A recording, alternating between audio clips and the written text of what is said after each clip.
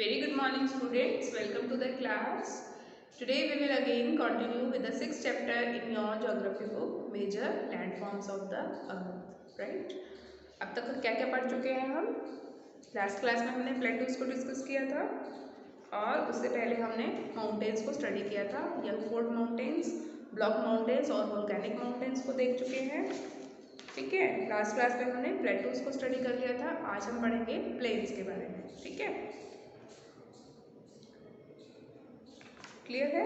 Major हमने देखा था ना कि तीन जो है मेजर लैंडफॉर्म होते हैं एलिवेशन के अकॉर्डिंग, जो उनकी ऊंचाई होती है उसके अकॉर्डिंग। एक होते हैं आपके माउंटेन्स, दूसरे होते हैं प्लेट्यू और तीसरे होते हैं आपके प्लेन्स। माउंटेन सबसे ऊंचे, उससे छोटे फिर प्लेट्यूज होते हैं। सबसे टॉलेस्ट जो प्लेट्यू है वो कौन सा है? आपका तिब्बतन प्लेट्यू है, राइट। हाईएस्ट माउंटेन कौन सा है आपका? माउंट एवरेस्ट है। अब हम देखेंगे आज की क्लास में हम देखेंगे प्लेन्स को।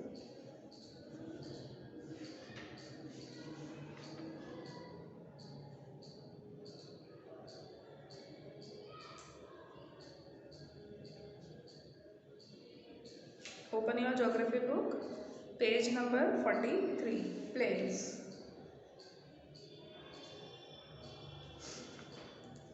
Plains are large stretches of flat land. Plains क्या होते हैं? देखो, प्लेन एरिया, प्लेन एरिया मतलब एक बहुत स्ट्रेची एरिया होता है, बहुत एक लंबा फ्लैट लैंड का एक एरिया होता है जहाँ पे कोई भी पहाड़ी या कुछ भी ऊंची नीची जगह नहीं होती, एक फ्लैट सरफेस होता है। They are generally not more than 200 metres above the sea level. समुद्र के लेवल से ये 200 मीटर से ज़्यादा ऊंचे नहीं होते। समुद्र के लेवल से ही हम नापते हैं ना ऊंचाई, तो समुद्र से 200 मीटर से ज़्यादा ऊंचे ये नहीं होते हैं सब सी लेवल से।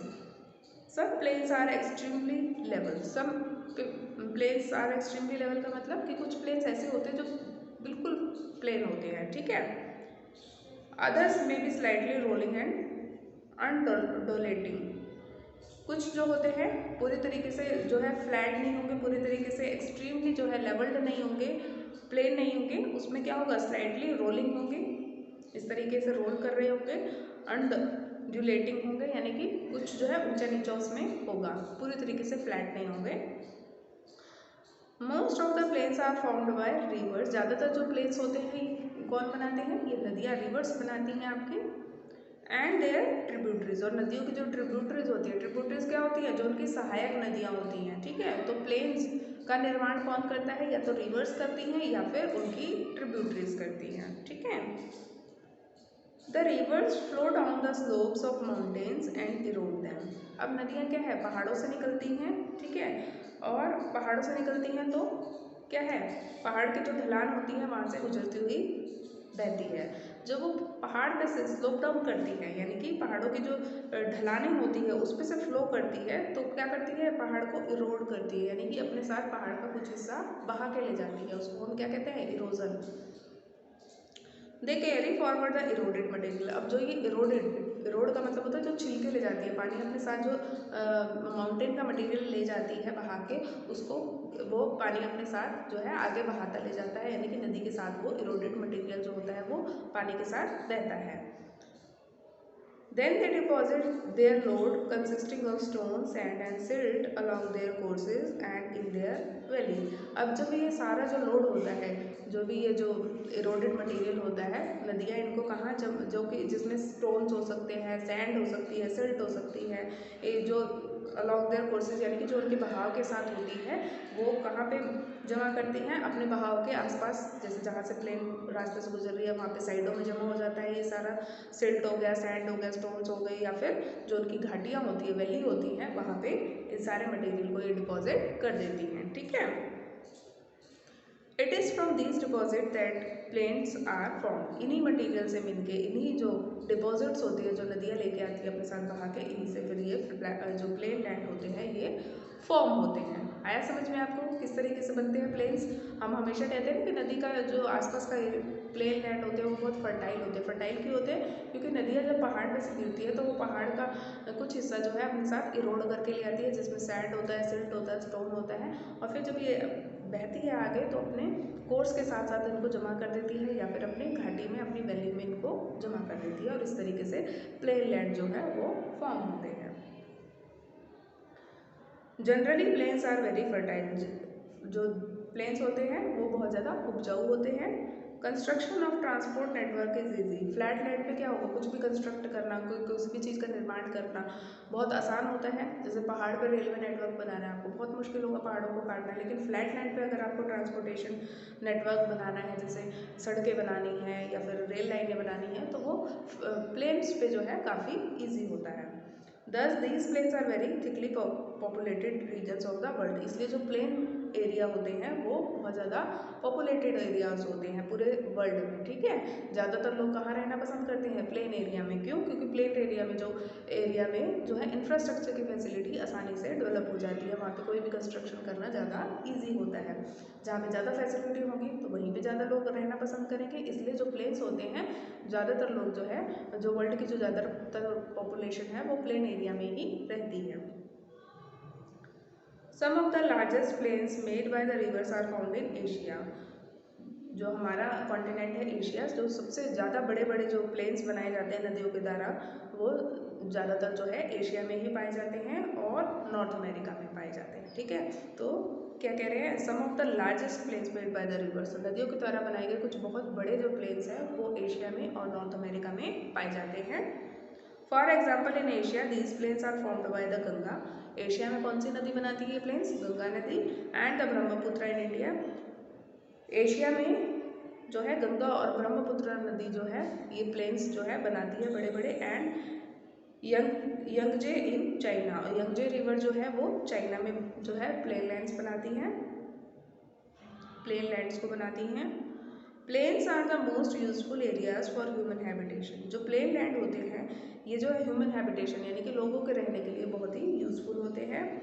There is great concentration of people as more flat land is available for building houses. यहाँ पे जो है लोगों का कंसंट्रेशन, क्या मतलब लोग जो है यहाँ पे आपको दिखेगा पॉपुलेशन बहुत ज़्यादा होती है। कंसंट्रेशन का मतलब है लोग काफ़ी सारे जो है यहाँ पे रहते हैं। क्यों? क्योंकि यहाँ पे बिल्डिंग कंस्ट्रक्ट करना, प्लेन एरिया में बिल्डिंग वगैरह बनाना जो है काफ़ी आसान होता है, फ्लैट लैंड अवेलेबल होता है। As well as for cultivation, उसके साथ साथ खेती करना भी आसान होता है, यहाँ पे बहुत सारे खेत भी पाए जाते हैं, ठीक है। ये देखो इस तरीके का होता है आपका प्लेन लैंड, पूरे तरीके से जो फ्लैट लैंड होता है, ठीक है। तो लोगों को रहने के लिए बिल्डिंग बनाना भी आसान होता है, घर बनाना आसान होता है, इंफ्रास्ट्रक्चर ट्रांसपोर्टेशन यहाँ पे बनाना आसान होता है। उसके साथ साथ कल्टीवेशन के लिए भी प्लेन लैंड्स जो हैं अच्छे होते हैं, क्योंकि एक तो प्लेन्स जो होते हैं ज़्यादा फर्टाइल होते हैं तो कृषि भी अच्छी होती है, दूसरा फ्लैट लैंड होता है तो खेती करना आसान भी होता है, ठीक है।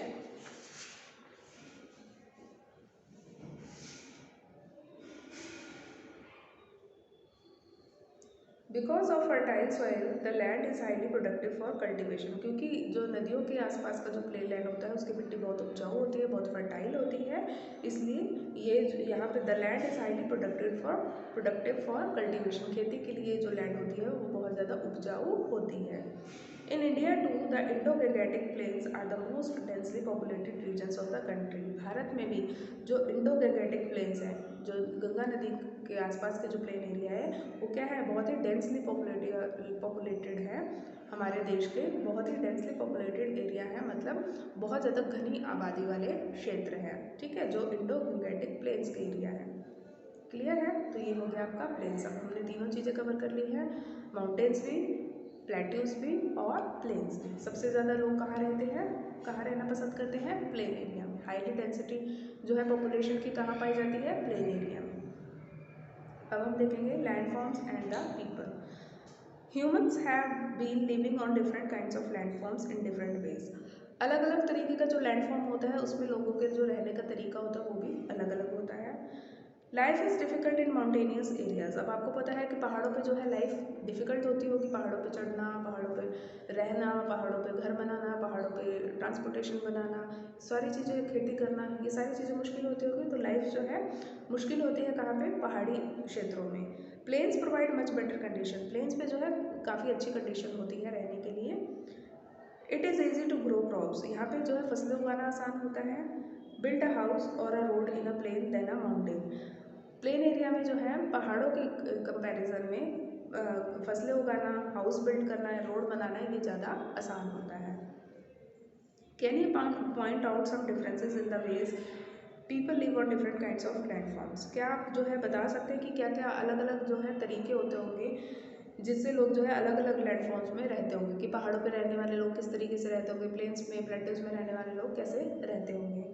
Sometimes natural calamity such as an earthquake, volcanic eruption, storms and floods cause widespread destruction. कभी कभी क्या होता है, कुछ नेचुरल कैलामिटीज, कुछ प्राकृतिक आपदाएं ऐसी होती है जैसे कि अर्थक्वेक आ गया, वोल्केनिक इरप्शन हो गई, बाढ़ आ गई, ठीक है, स्टॉर्म यानी कि तूफान आ गया, तो इससे भी जो है काफ़ी ज़्यादा जो है डिस्ट्रक्शन होता है, जो लैंडफॉर्म है वो काफ़ी ज़्यादा उनका जो है नुकसान होता है, टूट फूट होती है उनमें। Huge loss of life and property takes place. उस समय में क्या होता है, जब भी ऐसी कोई नेचुरल कैलामिटी आती है तो ज़िंदगी का बहुत ज़्यादा नुकसान होता है, लोग बहुत ज़्यादा मर जाते हैं, और प्रॉपर्टी का भी काफ़ी ज़्यादा नुकसान होता है। जैसे बहुत बड़ा कोई अर्थक्वेक आ जाए तो बिल्डिंग्स भी टूट जाएंगे, लोग भी बहुत ज़्यादा मरेंगे, तो काफ़ी ज़्यादा जो है डिस्ट्रक्शन होता है। By creative awareness about such incidences we may lower the risk. अगर हम इन सब चीज़ों के बारे में कुछ अवेयरनेस फैलाते रहें तो इनके रिस्क को जो है कुछ हद तक कम किया जा सकता है। You may find out from your own surroundings in how many ways we use the land and water। आप जो है अपने आप ही आपको अपने आसपास के एरिया को देख के पता चल जाएगा कि हम जो है किस तरीके से पानी और लैंड का इस्तेमाल अलग अलग चीज़ों के लिए करते हैं। जैसे कि आप अपने आसपास देखोगे ज़मीन पे क्या क्या बना हुआ है, घर बने हुए हैं, बिल्डिंग्स बनी हुई हैं, स्कूल्स हॉस्पिटल्स बने हुए हैं, पार्क बने हुए हैं, रेलवे स्टेशन बना हुआ है, रोड बनी हुई है। पानी का इस्तेमाल जो है पीने के लिए कर रहे हो, अपने हाउस होल्ड के कामों के लिए कर रहे हो, इंडस्ट्रीज़ में पानी यूज़ हो रहा है, एग्रीकल्चर के लिए इरिगेशन में पानी यूज़ हो रहा है, ठीक है। तो आपको पता चलता है कि अलग अलग चीज़ों के लिए पानी किस तरीके से इस्तेमाल होता है। Quite often we use the land in a wasteful manner. कभी कभी क्या होता है, ज़्यादातर हम जो है ज़मीन का इस्तेमाल बहुत ही वेस्टफुल तरीके से करते हैं। For example constructing houses on a fertile land. जैसे कि हमने किसी उपजाऊ भूमि पे घर बना लिया, जबकि उपजाऊ भूमि किस लिए यूज़ की जानी चाहिए थी, खेती के लिए यूज़ की जानी चाहिए थी। तो कभी कभी क्या होता है, ज़्यादातर हम जो है ज़मीन का इस्तेमाल जो है वेस्टफुल तरीके से कर लेते हैं। वेस्ट ही हो गया ना, अगर आपने घर बना लिया तो घर थोड़ी ना उग के बड़ा हो जाएगा, उगेगी तो फसल ही ना। अगर फर्टाइल लैंड पे घर बनाओगे तो हमने ज़मीन को वेस्ट कर दिया, उसी ज़मीन पे अगर आप खेती करते तो वो ज़्यादा अच्छा रहता। Similarly we grow garbage on the land और in water making them dirty. कभी कभी क्या होता है, we throw garbage on land. कभी कभी ज़मीन पे हम जो है कूड़ा कचरा फैला देते हैं या फिर पानी में फैला देते हैं, जिससे कि हम उनको गंदा कर देते हैं, ज़मीन को भी गंदा कर देते हैं, पानी को भी। We should avoid using such important gifts of nature in a careless manner.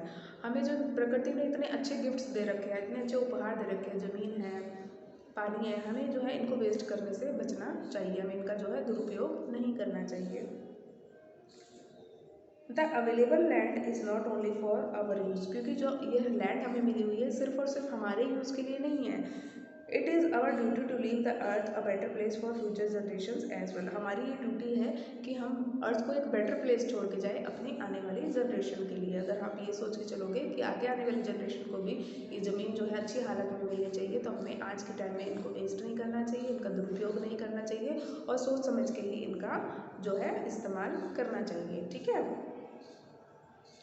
Picture देखेंगे नीचे, carefully look carefully at photographs number 1 to 10। 1 से लेकर 10 तक जो है आप सारे फोटोग्राफ्स को ध्यान से देखेंगे। Write one sentence about each of the photograph. हर एक फोटोग्राफ के बारे में आपको एक एक जो है सेंटेंस लिखना है। Name the landform feature shown in the photograph number 1, 2 and 7। Photograph 1 देखो, 2 देखो, 7 देखो, कौन कौन सी लैंडफॉर्म्स है ये, इनके बारे में लिखो। फोटोग्राफ देखेंगे और इनके साथ लिखेंगे ये कौन सी जो है लैंडफॉर्म है, 1, 2 और 7। ध्यान से देखो, 1 ये है, 2 ये है, 7 ये है। लिखो, अभी लिखेंगे आप कौन सी लैंडफॉर्म है ये।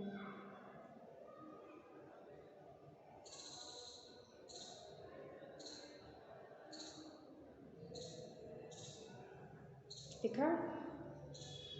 अभी हमने पढ़ा है ना तीनों लैंडफॉर्म्स के बारे में, तो आपको बताना ही है कौन कौन से लैंडफॉर्म्स हैं, इनके नाम आपको लिखने हैं। यहाँ पे आप लिखेंगे, लिख लिया? ठीक है। What appears to be the main use of land, photograph number 9 photograph 9th number की जो फोटोग्राफ है उसको देख के आपको जो है बताना है, ये वाली फोटोग्राफ है जो कि लैंड का इस्तेमाल जो है मेनली किसके लिए किया जा रहा है। देखो ध्यान से देखो फोटोग्राफ को, क्या कर रहे हैं यहाँ पे, बहुत सारे भेड़ हैं, भेड़ बकरियाँ हैं क्या कर रहे हैं, चल रहे हैं। पास्चर लैंड है यानी कि ये रियरिंग के लिए यूज़ किया जा रहा है। लिखो यहाँ पे जिस चीज़ के लिए इस्तेमाल कर रहे हैं लैंड को।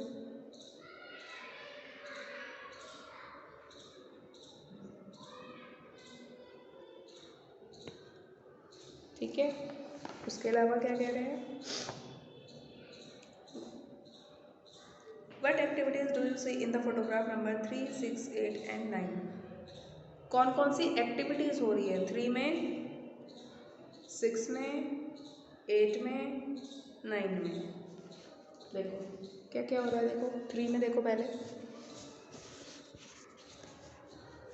ये कौन सी एक्टिविटी हो रही है, बोटिंग हो रही है। आप खुद लिखो इसमें कौन कौन सी एक्टिविटी हो रही है 3 में। इसमें देखो फिर 6 में क्या हो रहा है, कौन सी एक्टिविटी हो रही है।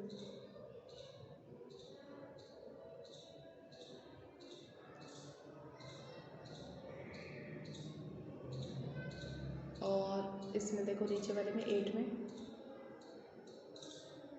और 9 में सारी एक्टिविटीज़ के नाम लिखेंगे।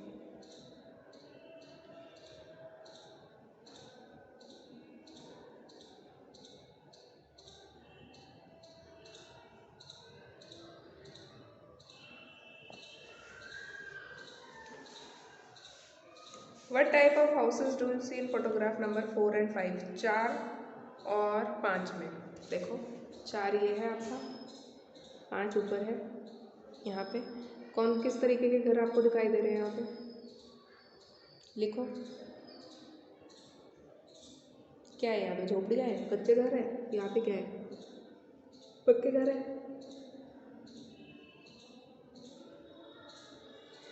लिखेंगे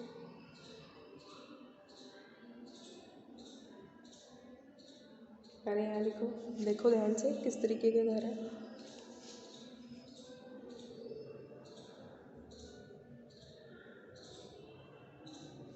यहाँ देखो किस तरीके के घर है, लिखो इस पिक्चर के साथ।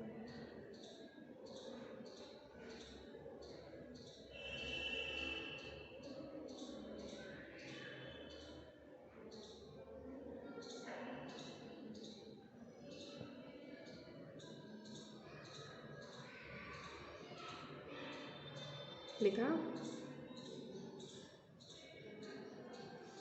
पिक्चर्स को ध्यान से देखेंगे, उसके बाद फिल करेंगे। जो जो क्वेश्चंस पूछ रखे हैं वो सारी चीज़ें आपको फिल करनी है पिक्चर्स के साथ ही।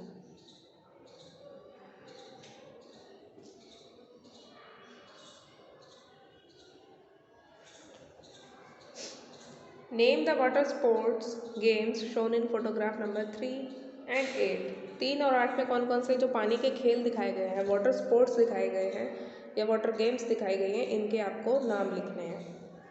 एक तो ये हो गई 3 को देखो पहले ध्यान से, और इस स्पोर्ट का, वाटर स्पोर्ट का आपको नाम लिखना है।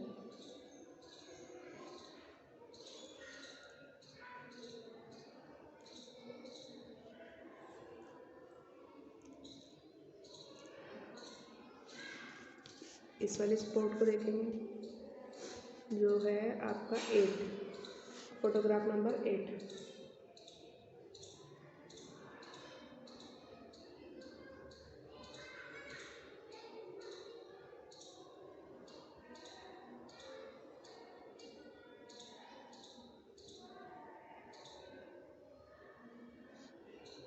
लिखा, लास्ट है name 2 means of transport shown in photograph number 1 and 10। 1 और 10 में किस किस तरीके के ट्रांसपोर्टेशन दिखाए गए हैं, इनके नाम आपको बताना है। किस तरीके से ट्रांसपोर्टेशन हो रहा है, यहाँ पे कैमल्स दिख रहे हैं, तो आपको बताना है कौन सा मीन्स ऑफ ट्रांसपोर्टेशन यूज़ हो रहा है। क्या यूज़ हो रहा है मीन्स ऑफ ट्रांसपोर्टेशन के लिए, देखो कैमल्स, लिखो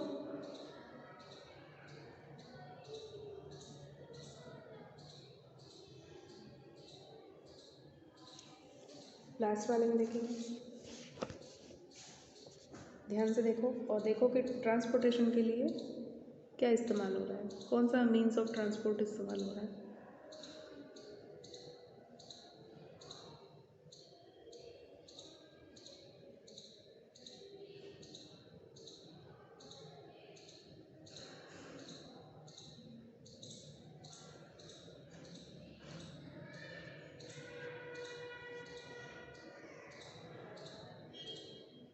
क्या है यहाँ पे,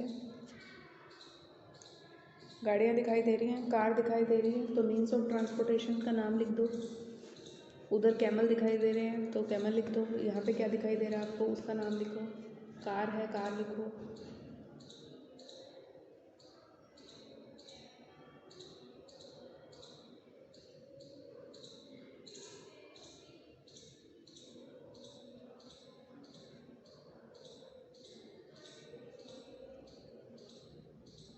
लिखा। सभी चीज़ों के जो भी चीज़ें इसमें पूछी गई हैं आपको सब फिल करनी है अपनी बुक में, पिक्चर्स के साथ नाम लिखने हैं उनके। ठीक है, जो जो एक्टिविटीज़, चाहे वो वाटर स्पोर्ट पूछा हुआ है, लैंड फॉर्म पूछा हुआ है, क्या क्या पूछा है देखो। पहले चीज़ तो आपको ये लिखनी है कि हर एक फोटोग्राफ के बारे में एक एक लाइन लिखनी है आपको। ठीक है, उसके बाद लैंड फॉर्म फीचर्स बताने हैं जिस दिन फ़ोटो के पूछे हैं आपसे। उसके बाद आपको दिखाना है कि लैंड का इस्तेमाल किस किस काम में हो रहा है, जिन फोटोग्राफ्स में पूछा है उनके आगे लिखना है। और कौन कौन सी एक्टिविटीज़ फोटोग्राफ्स में आपको दिखाई दे रही है वो बताना है। उसके अलावा बताना है आपको किस तरीके के घर बने हुए दिख रहे हैं आपको, कच्चे घर हैं, पक्के घर हैं, किस तरीके के घर हैं।